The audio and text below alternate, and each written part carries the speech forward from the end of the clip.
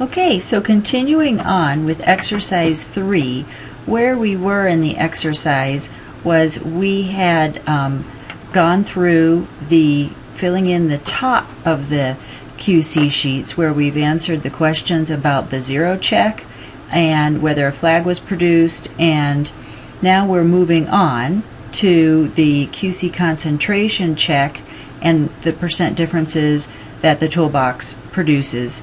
And this exercise is designed to just give you some familiarity with this because the nomenclature is different. Analyzer, known, data logger, DAS. So this is just to give you some familiarity with this screen in the toolbox. When you use it for your data, you're going to get to know this like the back of your hand because you will be familiar with the checks that you do, and you'll see where they fit in to this, and then you'll just always go into those fields and fill out those. So the question is, what is the percent difference and whether the percent difference was within the range for these 4 different ozone concentrations that were pumped into the ozone analyzer, and what did the ozone analyzer say? So we've got known values in this column here, which is what the ozone calibrator is pumping in, what it reads. It's probably set at 55 here, maybe at 90, 180.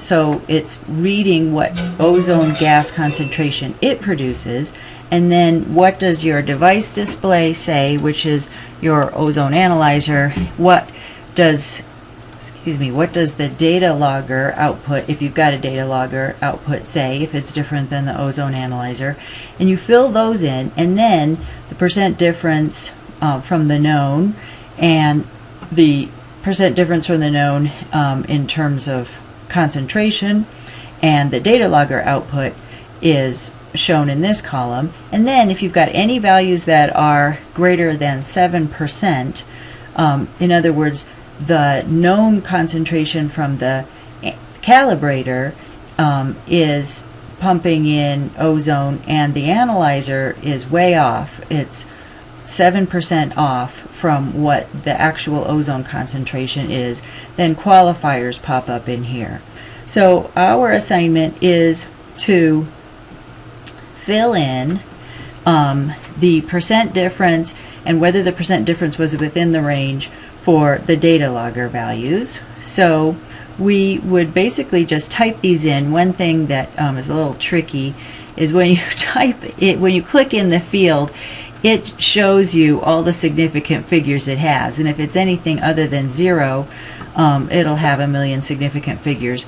But you could just copy the first meaningful significant figures, and you can copy and paste from the toolbox into a report or whatever it is that you're working on, in this case this assignment. And we do that all the time, especially with Excel, because it's nice to be able to just copy and paste from a table in the toolbox into an Excel file and then do something slightly different with it. And was this percent difference within the range? Well, yes, obviously that is well less than 7%, so we would type in yes. And then you do the same thing for these. So for the first check, 54 and 54, it's obviously 0 and yes. So we could copy this and then right click, paste, and yes, it was within the range, and so on for those other values. So now let's go down and look at this linear regression chart, and it just gives the equation for a line. Y, which is the y-axis, equals m, which is the slope, times x, which is the value on the x-axis, plus b, which is the y-intercept. And it asks you to fill in these values, and these are actually produced by the toolbox, and we can do it. Let's see, do we have any real difference between? No, there's not a real difference between the device display and the data logger output. So we'll just click on device display linear regression chart, and this gives us a chart that, and you just click anywhere in it, as with all the reports, it comes out in print preview, and then if you click it, zooms it. This shows on the y-axis and the x-axis the equation for a straight line, where when you've got ozone values that are produced by the ozone calibrator, then those are the input in these charts, where you've got the input, and that's the x, and that's usually the x is what you put in, which is the ozone concentration from the calibrator in this case, and then the output that is on the y-axis, like what happens when you put the x into the equation. So then the y, so you put the x in, and then you've got the slope, which is the m that's multiplied by the x, and then plus b, which is the y-intercept, which in this weird case is negative 0.6673. So it's really, the y-intercept is where this line hits hits the y-axis, and in this case it's just a tiny bit less than 0. So what you would do to answer the question here is fill in m for the analyzer, b for the analyzer, and the r squared for the analyzer. So looking at this, what we would do is we would look at this equation here, and we know this is y equals mx plus b. So in this case, these numbers sound a little off. Double check yours, they might not be exactly like this. M is 1.0071, and we can't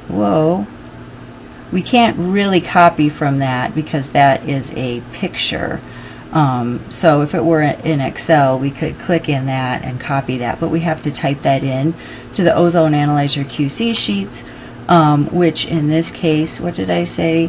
1.0071. That's practically 1, which is really good, because what that means is that with every 1 part per billion more that your ozone calibrator pumps into your ozone analyzer, basically 1.0071 more of a part per billion your analyzer says. So it's an exact one-to-one relationship, which is really good.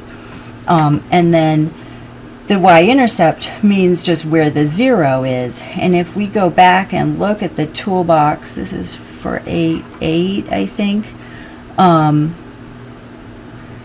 our 0 isn't very good here, right? This is the one where we had the level 10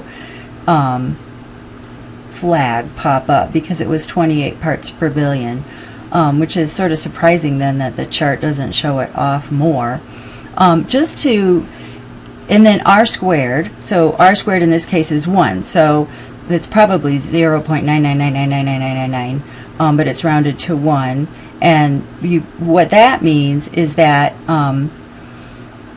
a proportion of the variability in the x's is proportional to the variability in the y's. And so an r squared of 1 means you've got a really good line, and you can see this line is like perfect. So I'm going to close print preview. What I'd like to do now is just show you a little bit more of these charts. Then the data logger does the same thing, but with the data logger output. And so we would click on that, and then this has the same slope, a little bit different, but basically 0 y-intercept, which is where this hits, so a little bit less than 0, and an r squared of 1 again. And you know that if it's a perfect one-to-one relationship, then this b would be 0. So you'd have y equals 1x or y equals x, right? And then every part per billion over you went on the x-axis, you'd go 1 part per billion up on the y. To show this, I want to show you a few things about this form. So let's say you were curious about that and how these charts work and what's r squared and what would I have to do to my data to get an r squared of like 0.5. So you want to fool around with this, and so you go to a blank form, which I've done here. So you can do this. You want to make sure that you write down in your database logbook. If you do it in your toolbox, I recommend having a play toolbox. I do.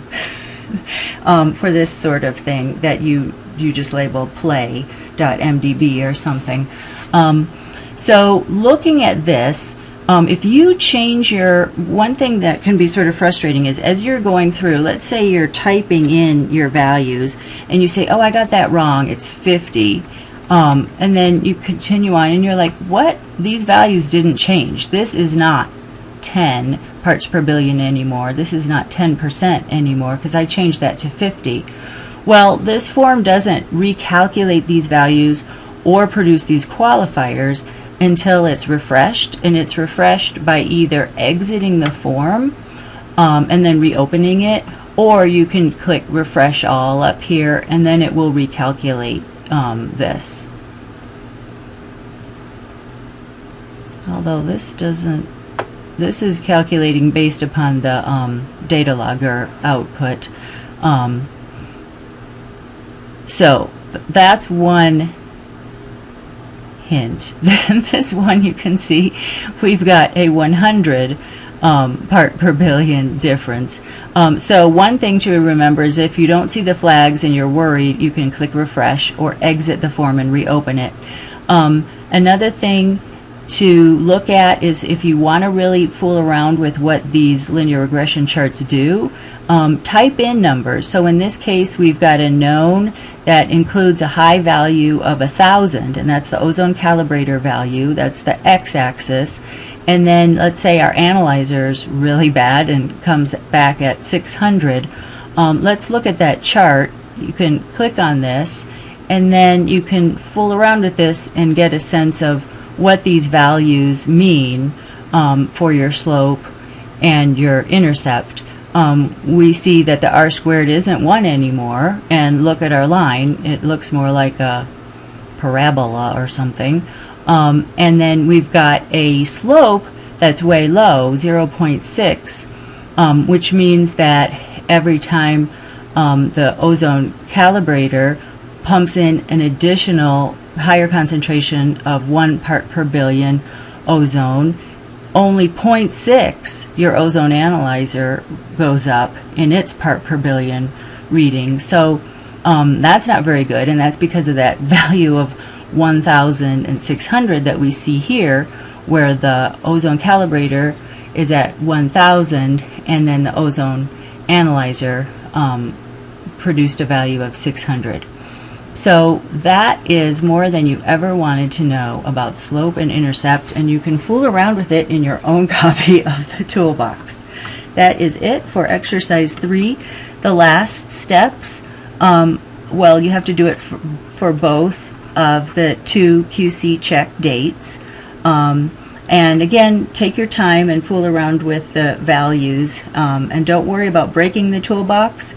You've got the copy you saved from exercise 2 you can always go back to, and you can always call me and I'll walk you through fixing it, but you cannot break it. The assignment is to save this QC check form and email it to your instructor.